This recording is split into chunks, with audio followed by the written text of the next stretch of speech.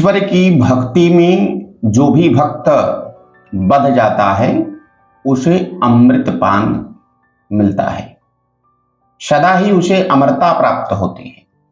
आप सभी श्रद्धालु भक्तों ने समुद्र मंथन में उत्पन्न अमृत का विवरण सुना होगा। आज मैं अमृत विवरण एवं देवदान दानवों का युद्ध जिस प्रकार हुआ उसका विवरण आप सभी के सम्मुख सत्संग के माध्यम से पहुंचाने का प्रयास करेंगे।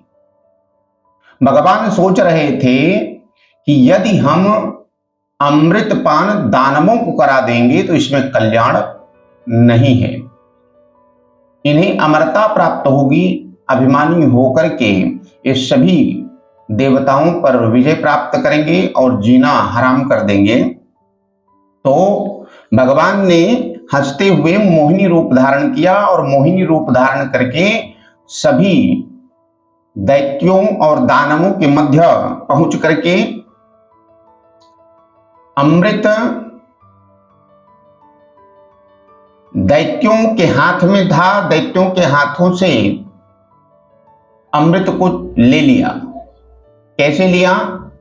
मोहिनी रूप दिखा करके दानवों ने मोहिनी रूप देख करके उस विषय वासना में फंस करके दैत्यों ने वह अमृत का घड़ा मोहिनी को समर्पित कर दिया और बोला तुम जैसा चाहोगी वैसा होगा। तो जो भी श्रद्धालु भक्त अपना कल्याण चाहते हैं प्रभु का स्मरण करें, अमृत पान तो स्वतः हो जाएगा। कहने का तात्पर्य यह है कि दैत्य विचारधारा, प्रभु का स्मरण न करना, मोहिनी रूपी सौंदर्य प्रसाधन के पीछे भागना, यह आपको अपने विषय से वंचित करेगा, आपको भक्ति प्राप्त नहीं होगी। वैष्णव के जितने घर हैं अर्थात ठाकुर जी के जितने भी भक्त हैं, वैष्णव के जितने भी घर हैं सभी ठाकुर जी के घर हैं। दैत्य मूर्ख थे, अतः मोहिनी के वचनों का गुणार्थ नहीं समझ सके और कहने लगे कि आप जैसा उचित समझे वैसा आप करें, आप जो अच्छा करेंगी वही अच्छा होगा। तो सभी मोहिनी के चक्कर में पड़ करके अमृत का घड़ा मोहिनी को समर्पित कर देते हैं और पहली बारी में मोहिनी ने दैत्यों को पिलाने का निर्णय लिया कि दैत्यों को अमृत पान कराएंगे, दानवों को देवताओं को कराएंगे, देवताओं को सबसे सर्वप्रथम अमृत पान कराएंगे और इस अमृत पान को इन्हीं से प्रारंभ कर पिलाते हैं। तो दैत्य जो है यह सोचने लगे कि पहले देवता पिएंगे तो हमारे लिए क्या बचेगा। तो मोहिनी ने कहा कि ऊपर का जो पानी स्वरूप अमृत है वह देवताओं को पिलाने दो, जो नीचे का ओरिजिनल जो अच्छा अमृत है वह हम आपको पान करा देंगे। तो दैत्यों ने यह स्वीकार किया और कहा मोहिनी तुम्हें जैसा उचित लगे वैसा तुम करो, क्योंकि वो लोग उसके सौंदर्य के पीछे परेशान थे, उसकी वासनाओं में पड़ गए थे। दैत्य ने वह घड़ा मोहिनी के हाथों में सौंप दिया और देवताओं को भगवान पिलाना प्रारंभ कर दिए। बेचारे दैत्य मोहांध हो गए, वे कहने लगे अच्छा ठीक है, हमें नीचे का ही भाग पिला देना। मोहिनी देवी देवताओं को अमृत पिलाने लगी। कुछ देर के बाद दैत्य घबराकर सोचने लगे कि हमारे लिए अमृत बचेगा ही नहीं, हम क्या पिएंगे। इसमें तो मोहिनी का भी छल दिखाई देता है और देवताओं का भी छल दिखाई देता है कि हम अमृत पान कैसे करेंगे। इस नारी का विश्वास नहीं करना चाहिए। राक्षसों की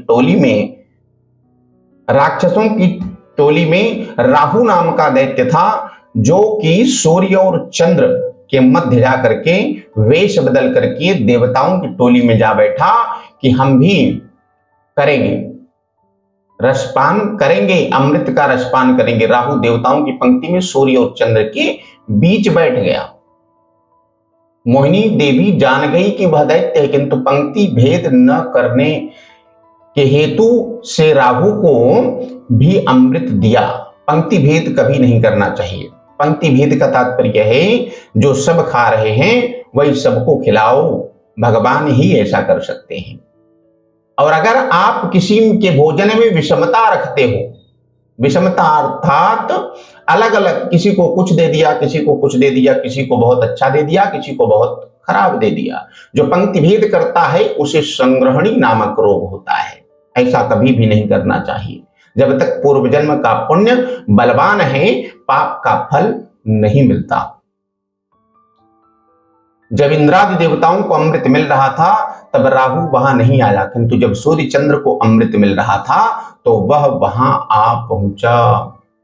मन का स्वरूप है, मन का जो स्वरूप है वह चंद्र है। चंद्र मन का स्वरूप है, बुद्धि का स्वरूप जो है वह सूर्य है। सूर्य और बुद्धि का स्वरूप है। हाथों से जीभ से मनुष्य भक्ति करता है तब विषय रूपी राहु बाधा डालने नहीं आता, किंतु जब मनुष्य मन से बुद्धि से ईश्वर का ध्यान करने में लग जाता है तो विषय रूपी राहु बाधा डालने के लिए आ धमकता है। मन और बुद्धि को जो भी भक्ति रूपी अमृत मिलता है यह विषय रूपी राहु से देखा नहीं जाता है। इस विषय रूपी राहु को ज्ञान चक्र से नष्ट कर दो। विषय रूपी राहु को ज्ञान चक्र से नष्ट कर दो। राहु ने अमृत पीना शुरू किया ही था कि भगवान ने सुदर्शन चक्र से उसकी धड़, उसकी गर्दन उड़ा डाली। हृदय अर्थात सुदर्शन चक्र, ज्ञान रूपी सुदर्शन चक्र रूपी विषय रूपी राहु का नाश कर दिया। किंतु मात्र ज्ञान और बुद्धि से ही विषय रूपी राहु नहीं मरता। ज्ञान और बुद्धि का अधिक विश्वास नहीं करना चाहिए। अकेले ज्ञान से कुछ भी नहीं मिल पाता। विषय राहु नहीं मरता, मात्र ज्ञान से विषयों का नाश नहीं होता है। ईश्वर के अनुग्रह से ही मन निर्विषयी होता है। भगवान की कृपा के बिना परमात्मा कृपा करके विषय रूपी राहु को मारेंगे। मात्र ज्ञान से ही निर्विषयता नहीं हो पाती। ईश्वर की कृपा से निर्विषयता आती है।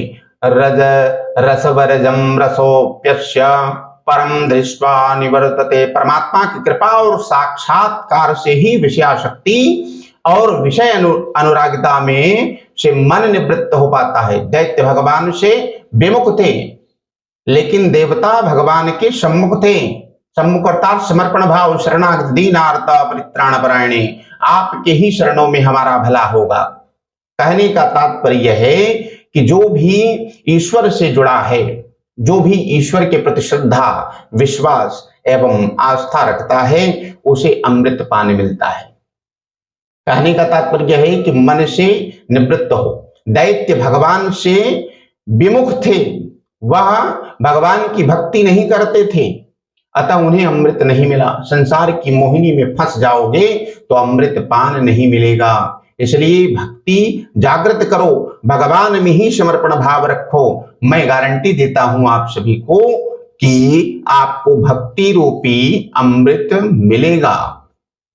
और भक्ति रूपी अमृत जिस दिन मिलेगा आपको अमरता प्राप्त होगी।